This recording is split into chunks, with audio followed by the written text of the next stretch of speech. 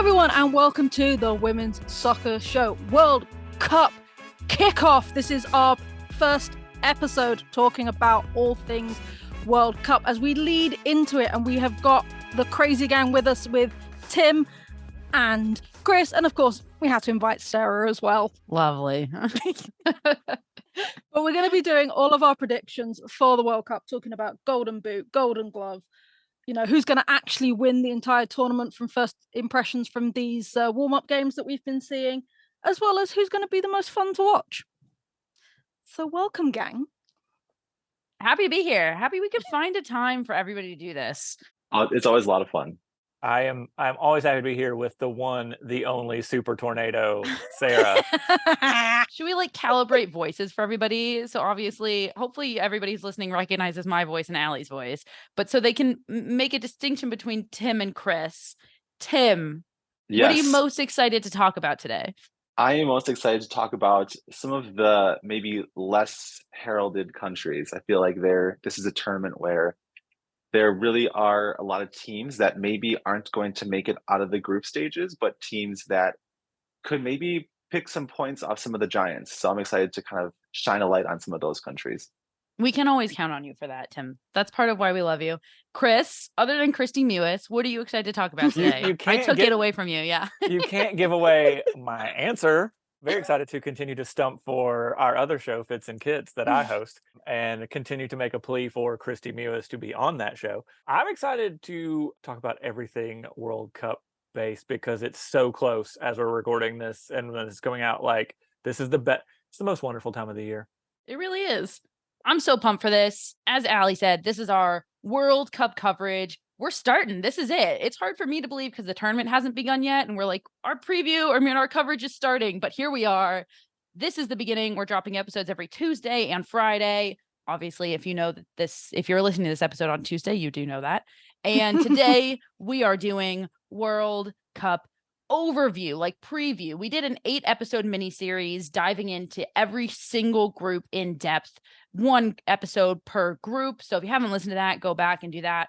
You got a whole 8 hours to get through before Thursday. So that's on your to-do list. And today we're doing the overhead, the predictions, who's winning, Golden Boot, Golden Glove, and a lot of other fun questions. We're going to do favorite to win the tournament. Who do you think is going to win the tournament?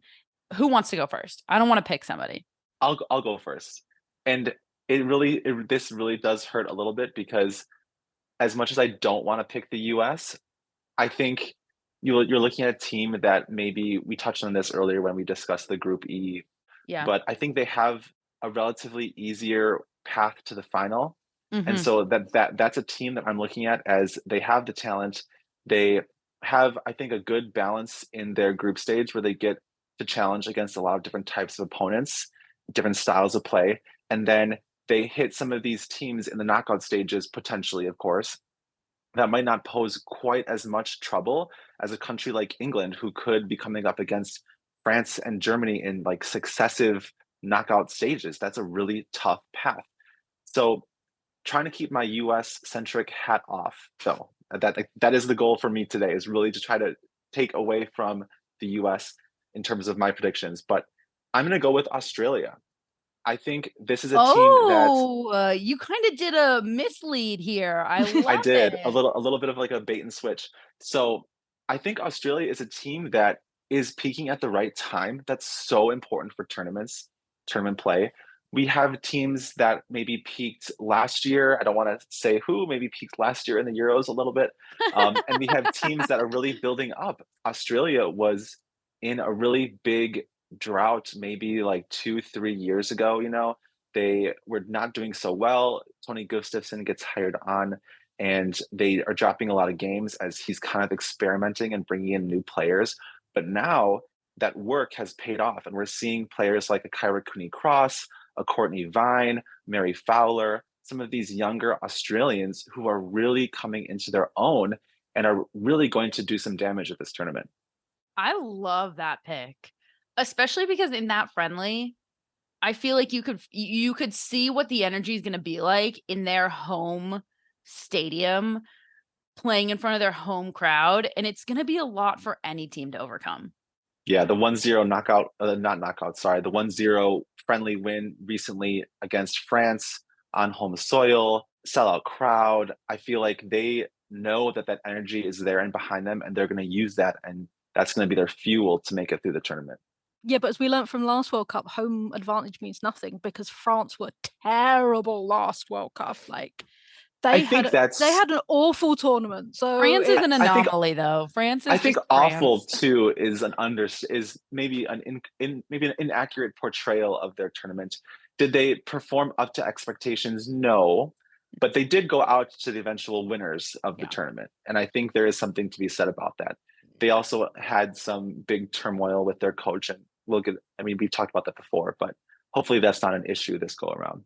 I would agree with that because that US France game could have been the final in 2019. I think, like, in terms of the quality of football on the field, it was as good, if not better, than the final of that World Cup. So, just a tough pass. So I would agree with that.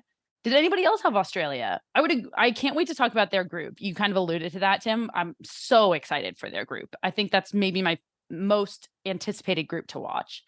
Did anybody else have Australia? And who wants to go next? So my heart wants to say England. I think we are one of the best teams that we've been for a very long time.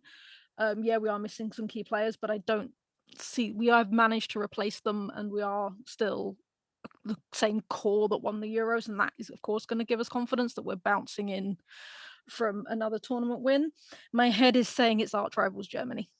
I think Germany are going to use the loss in the Euros to really pick themselves up and bounce forward. Yeah, they're missing a couple of key defenders, but you've got so much young talent coming out of Germany right now. Plus, of course, they've got the mighty Pop, who is just bringing it all about. I think, yeah, they had the shock loss to Zambia, but that's just, it is what it is. Honestly, I genuinely think Germany are going to go in favourites and they're probably going to take it. Germany, I think, are probably I think they are the biggest. When you look at the teams that, are the top 5 biggest favorites to win, they're the only big contender that hasn't lost a bunch of players and hasn't gone through that type of turnover, either with a coach or with players. I mean, the Netherlands went through the turnover with the coach, England with players, US with losing players, and Germany's kind of the only team that hasn't. And we saw how they performed in the World Cup. I'm sorry, in the Euros.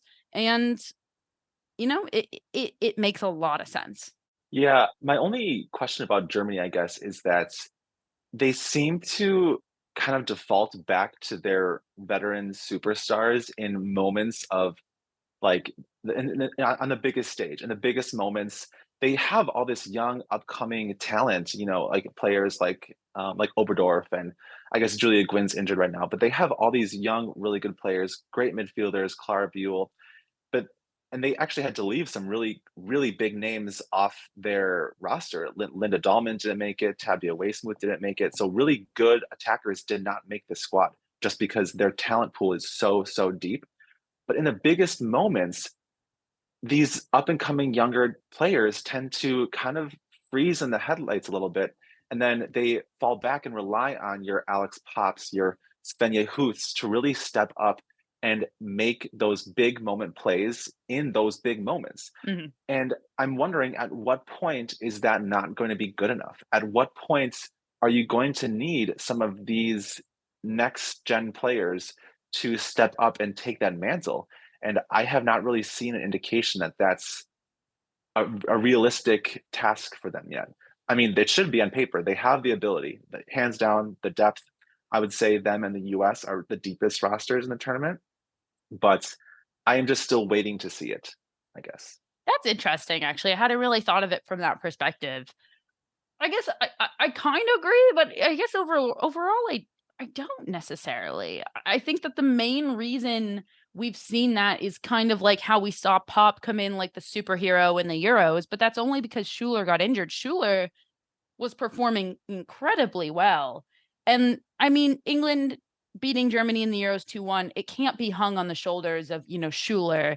It was just unfortunate circumstance in that she got injured and like everybody wanted Pop in that game because of what Pop was able to do. But other than that, I mean, like Oberdorf has stepped up. Huth Magul, Gwyn, as you I was gonna mentioned, say Magul, come on, like Lena Magul is Magul's probably amazing, one of the most yeah. talented players at the moment. yeah, Like, yeah. I actually stunning. see this from them. I mean, Froms to begin with as well. In goal instead of Ann-Katrin Berger, I think is a great call. And Froms performed really well in the Euros. Perhaps one of us has her as a Golden Glove winner. I don't, but maybe one of us does.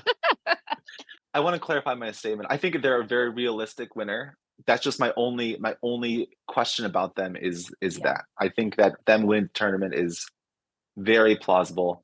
That's just my only reservation for the team. I understand that. And I do think we'll get that answer this tournament. We have to. Like, if they're going to win, then they have to win because of the young talent. Chris, nobody's going to get upset if you say US. You've got this look on your face like you've done something bad. I'm of two minds. Here's my thought process on this. Either the US goes out in the knockout stages first thing, or they go all the way through and take the whole thing. Ooh. That's my thought process. Like, they're down, they lost Sauerbrunn, clearly can't make it to the tournament. There's no Tobin Heath, there's no Kristen Press. But those are experienced veterans, and there's a lot of young talent on this US team that is ready and willing to pick up. You've got Trinity Rodman, you've got Sophia Smith, and Julie Ertz is back in the backfield, which, Sarah, you and I talked about this on Fits and Kids the other day. She's sort of been the missing ingredient for the US backfield. Like, they've been okay to not great without her, but when she's back, she's like this catalyst that takes their backfield over the top. I'm going to go on a limb and pick the US. But look, it's not a bad point that, like, Tim already alluded to this. They have one of the easiest paths if they can get through the round of, if they can get through their group in the round of 16. I love it. I mean, I was doing the math out for the US, and if the US go second in their group, I believe they should face Sweden as number 1 in their group. I love that match in the round of 16. Yeah, which could be a really, really fun one. But we're coming on to that. I guess I now have to say I'm between two teams right now. And there's a chance they face each other in the round of 16. And if they do, I think the winner of the tournament is going to be whoever wins that matchup. I've said before, I said it on our Group H previews, that I thought Germany were going to be the favorites to win. They were my pick to win.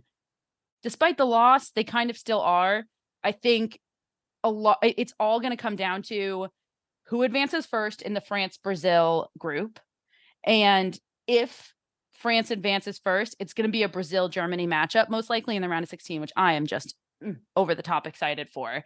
But I actually think maybe Brazil could advance first and have that clear, and it's not really a clear path, but just to say, Brazil are really the other team I was back and forth between. They're kind of an underdog, but they're also kind of not. I think everybody at this point has finally woken up to like who Brazil is and what they can do. And especially considering some of the powerhouses, and, we've seen Brazil take down some big teams like the likes of England. They've played Germany. I think that they can absolutely do it. I'm like aware because I feel like I already picked Germany in one of our episodes, that I feel weird not picking Germany. So I feel like I have to pick Germany, but also for the sake of the fact that you picked Germany, Allie, I kind of just want to pick Brazil. I can't decide. If you guys want me to decide, I'll pick one right here on the spot, but I feel like it's going to be one of those. I mean, you made us decide. Yeah. Okay. Well, I don't want to, I guess I said Germany weeks ago, so I'm going to stick with Germany. I feel like I got to just stick with it. Despite the loss, I feel like I really have to, but my eye is on Brazil. And I think that, when these two teams meet in the knockouts, because I feel like they will meet in the knockouts at some point, whether it's in the round of 16 or later on, whoever wins that game is going to win. But I'm going to stick with Germany. Have you checked out Total Football Analysis yet? TotalFootballAnalysis.com provides researched analysis on loads of football games, including women's football.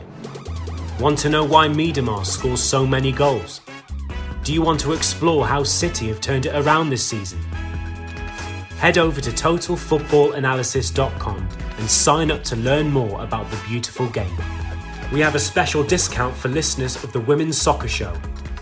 At checkout, type WOSO10 to get a full year for €10. That's €40 off the yearly subscription. Head over to TotalFootballAnalysis.com and type WOSO10 at checkout.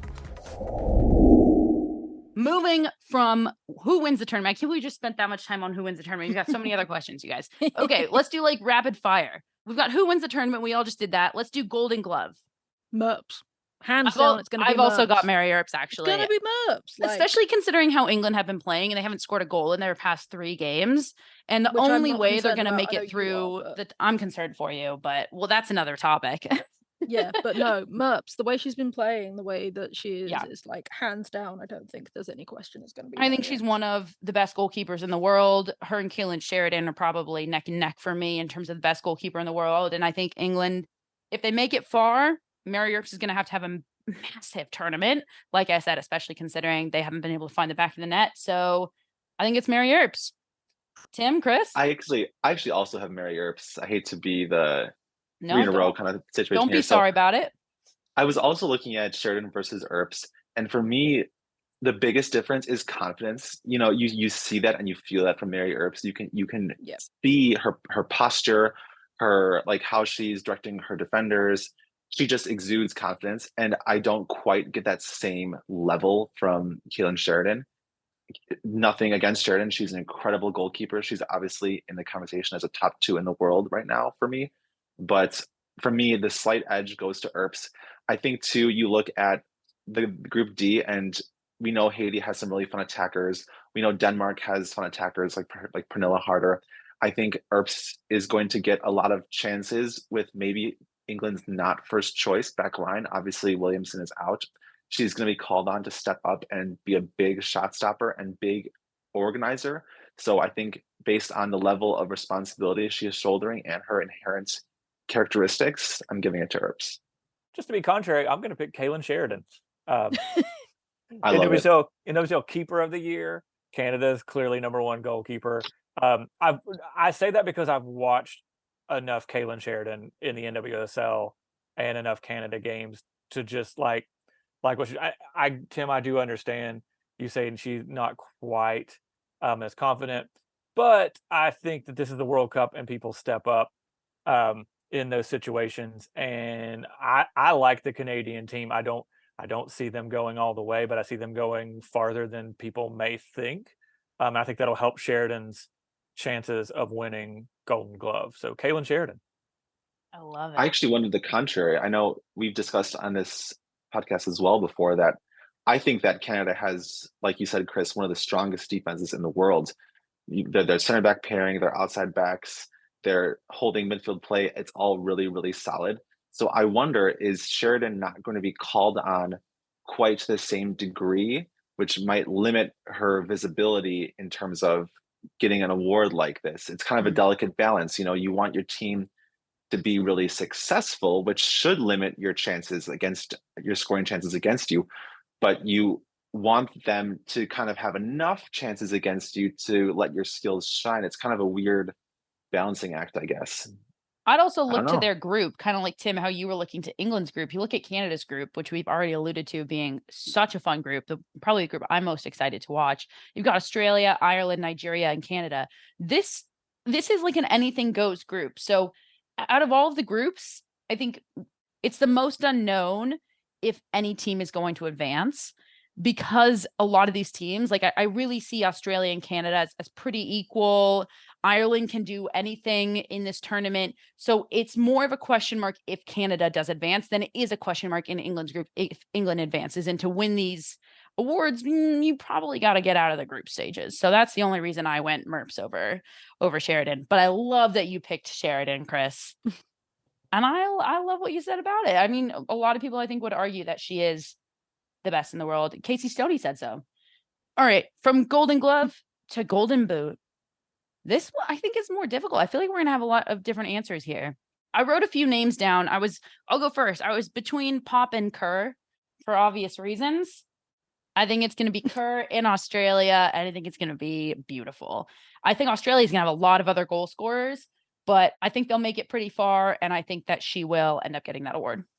I love the shout out for Kerr, and because I really wanted to pick her, but I did not. And the reason I didn't pick her is something that you exactly just said as well, is that they have a lot of other potential goal scorers. Mm-hmm. We saw Mary Fowler get the goal in the most recent friendly. Caitlin Ford is a huge goal scoring presence. They have really big wing play youngsters like Courtney Vine, Haley Rasso. So I actually went with whole different side of the world. I went with Fridolina Rolfo from Sweden. This is someone that I think maybe might be somehow going under the radar a little bit. I think it's because she's been kind of converted into an outside back for Barcelona. I'm in But love with this pick, Tim. I disagree with yeah, it, but I'm in love with it. I'm curious what you have to say. so I mean, you're looking at someone who scored the Champions League final winning goal. This is a player that is playing, obviously plays for Sweden. You look at their group, they're playing South Africa, Italy, and Argentina. These should be three just taking care of business games for them. She should be a starting winger in a front three lineup for all three games. She should be getting these goals. These are winnable games. She's in the Sweden's in the New Zealand side of the bracket, which we've discussed already is the easier side of the bracket. They should get through. They should get through as the first place team. They should get a relatively easier path through. I think they would maybe draw the Netherlands, which isn't easy, but a defense that is scoreable against. Again, like they might not win, but they should score some goals. And if they get, it just seems to be fitting in place for her. I could see it.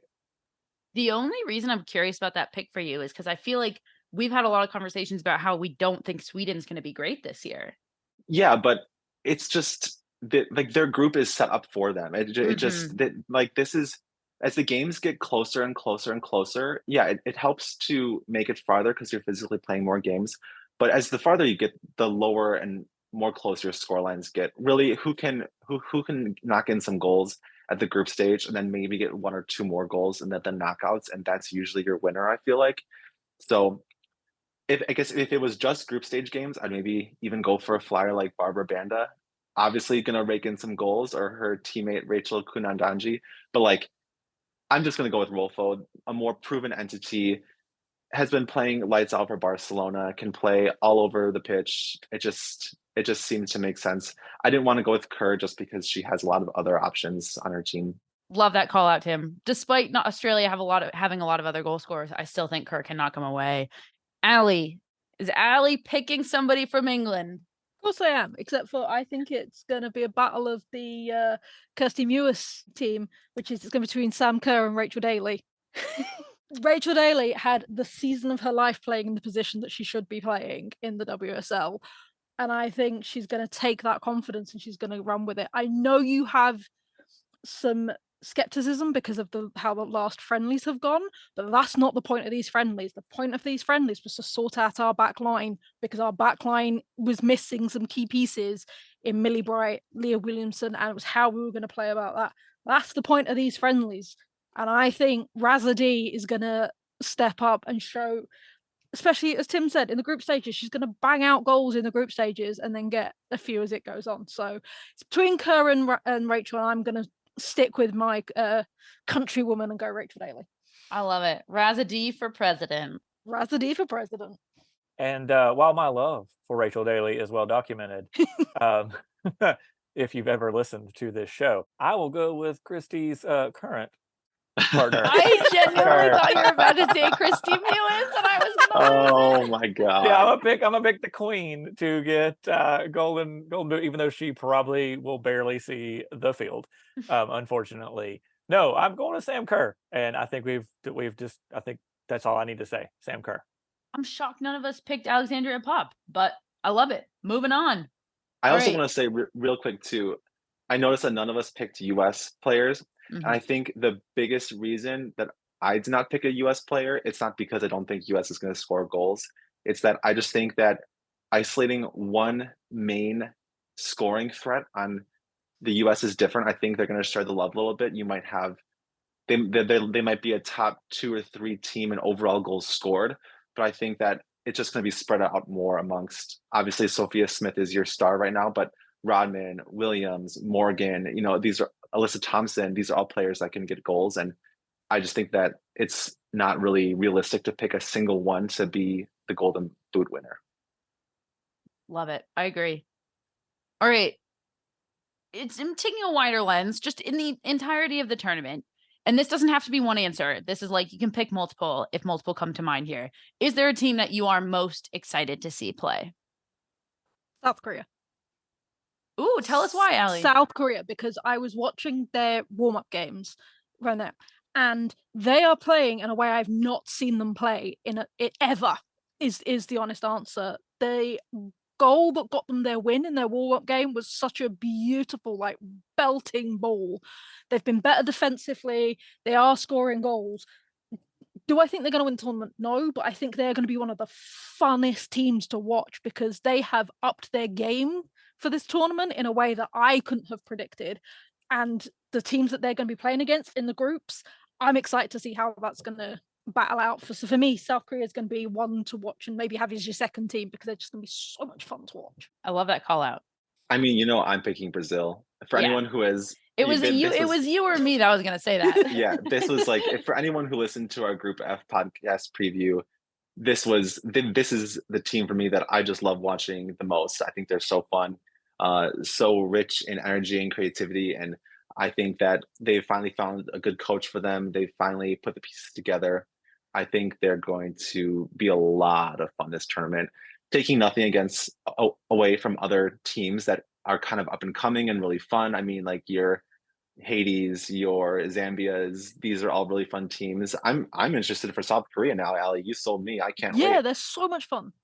But for me, Brazil is just the pinnacle of fun for me. Mm. Chris? I'm gonna go with Canada, actually.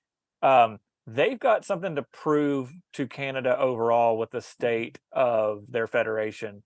And they have the number one goalkeeper and Kaylin Sheridan. They have the GOAT in Christine Sinclair. But I think that they have something to prove. And I think that no one, like, they've not really been counted out, but they've been overlooked a little bit, in favor of some other, teams that are clearly, like Germany, Brazil, teams that clearly have a great chance of going all the way. Australia, obviously, as well. But I think Canada's that, like, sneaky, like, team that has actually been putting it all together under everyone's nose, and no one kind of sees them as a threat per se. I'm not, again, I didn't pick them to win the whole thing, but I could see them going a lot farther than expected. And I'm really just excited to watch them play to see how they're going to prove themselves. I love that. They've definitely got a chip on their shoulder. I feel like most Canadian national team fans are like, well, hello, we won the Olympics and we've gotten zero credit for that.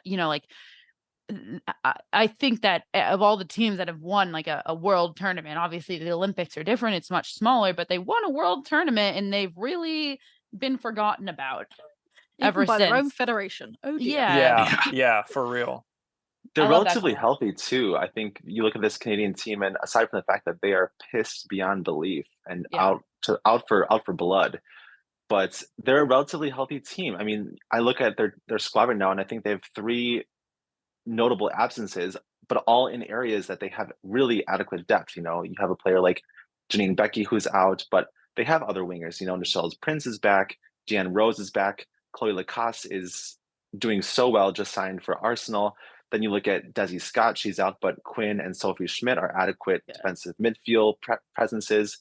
Jade Rose, the young center back, is out, but you still have Zadorsky, Buchanan, and Gilles. So I'm not worried about these injuries, and I think they have the rest of their major pieces in place. It's not like they're losing a Jessie Fleming or a Jordan Heidema, something like that, or Kaylin Sheridan. They have all their keys in place. I think they're going to be really good.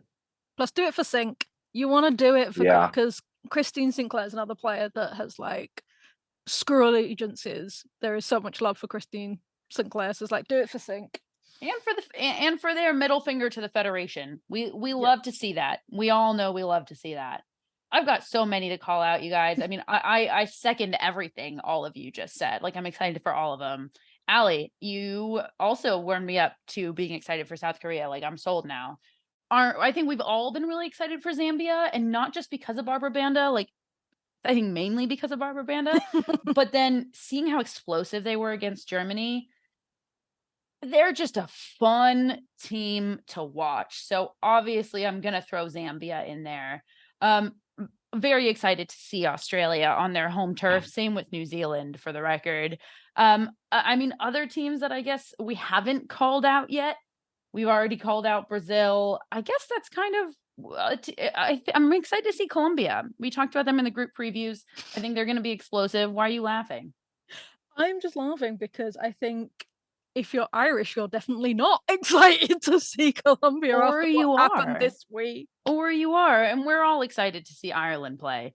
Otherwise, I think we really called it. You guys really took all of them that I was gonna say. I'm adding Zambia. All right, moving on from the team that you're most excited to play. Now let's talk about the tournament and the stages. Is there a group stage matchup specifically that you are very excited about? I will kick it off because I think the one that at least Tim, we've talked about a lot is France versus Brazil. It's just going to be so tasty. Obviously, US versus Netherlands, World Cup 2019 finals, rematch. That's going to be a blast. And then anything in Group B, I'm just pumped for.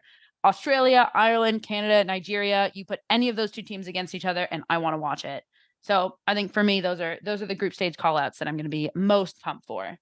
I guess I'm looking at also, these games that are like some of these groups kind of have what we call as like one giant in them, but some of them have two giants.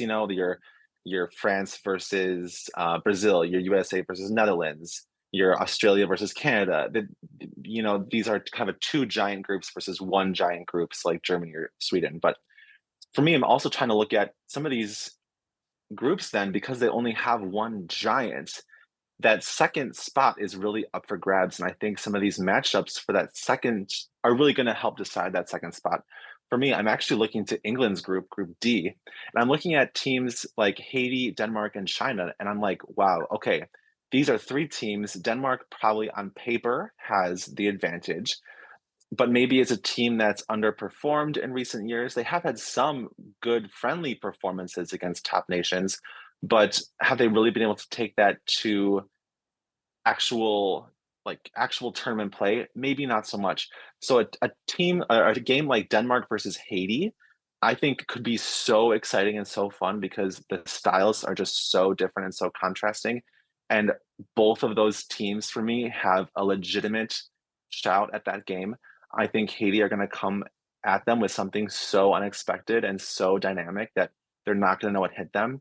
But I think Denmark is also maybe on the rise a little bit right now too. They have some really good up and coming young midfielders like a Josephine Hasbo who plays actually college ball in the States. So I think that those two are just such an interesting matchup and are really going to decide that second spot in Group D. I'll go. I am looking forward to Canada, Australia, that matchup, but I think a lot of people are. There's also that Canada and Republic of Ireland in that group that I'm actually kind of looking forward to just because that's like the second game for Ireland in that group, and I want to see where they sit at that point. I think it's the second game for everybody in that group.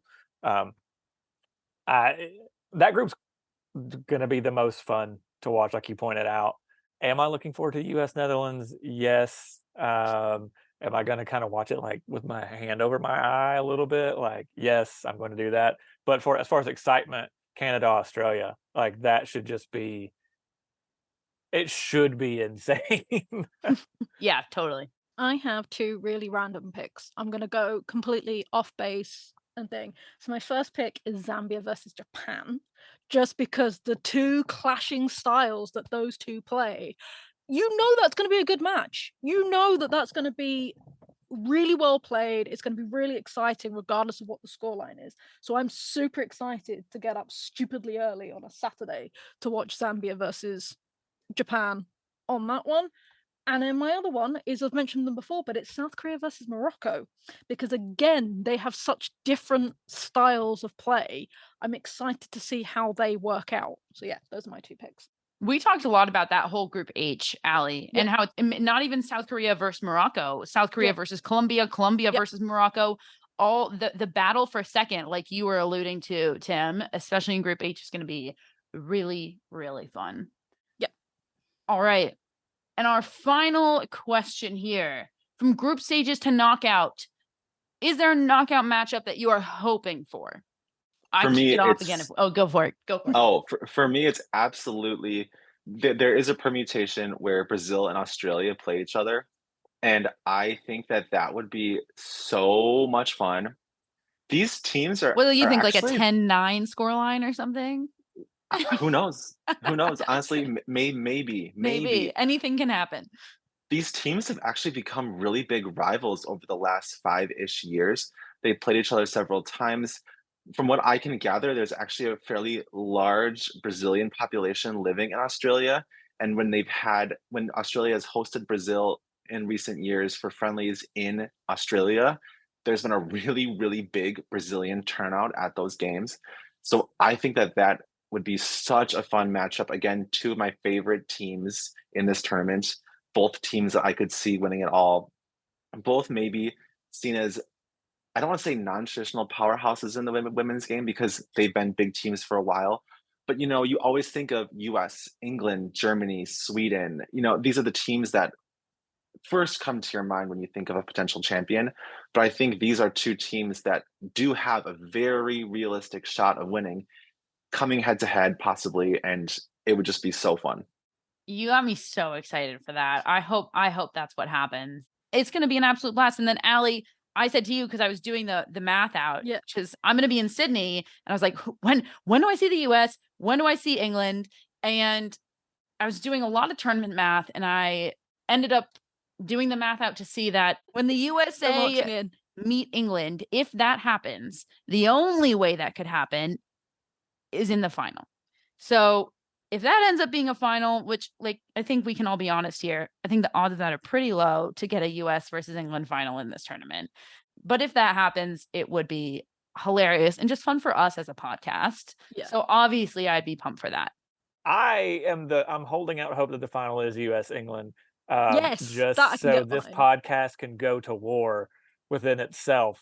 You want us to explode? Is that what you want? You want us to implode, Chris? Should we the- make a bet right now? Like, if Mega that powers happens, Allie explode. and I have to make a bet so that the loser of that game has to do something. Yeah, and it has to involve a kit, is what it is.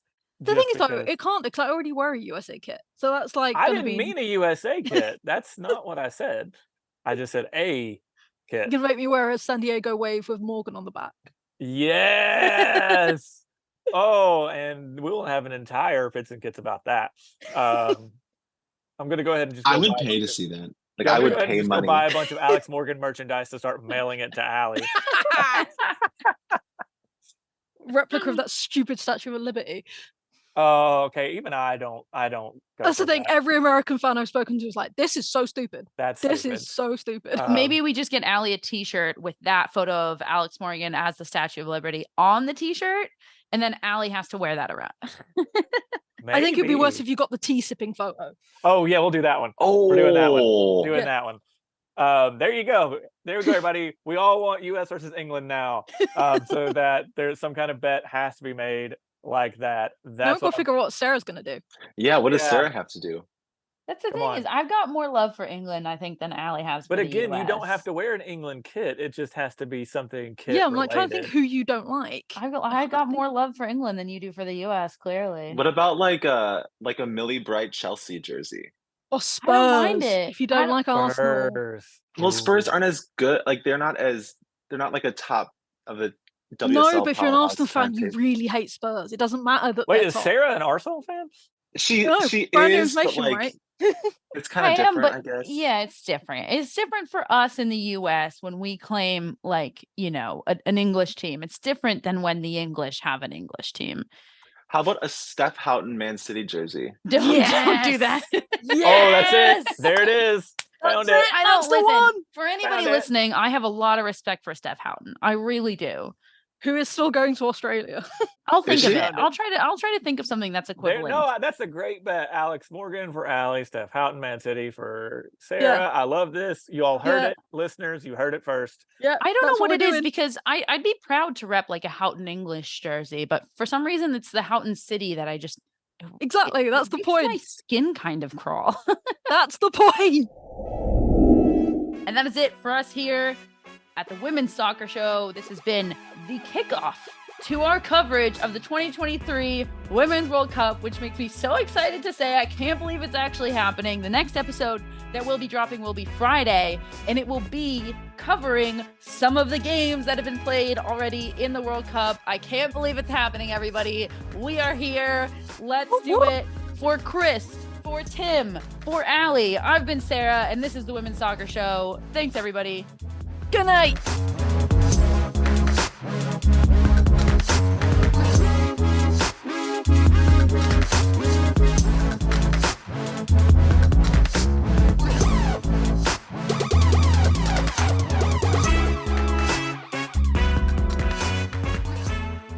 This podcast was edited by Monkey Hill Media.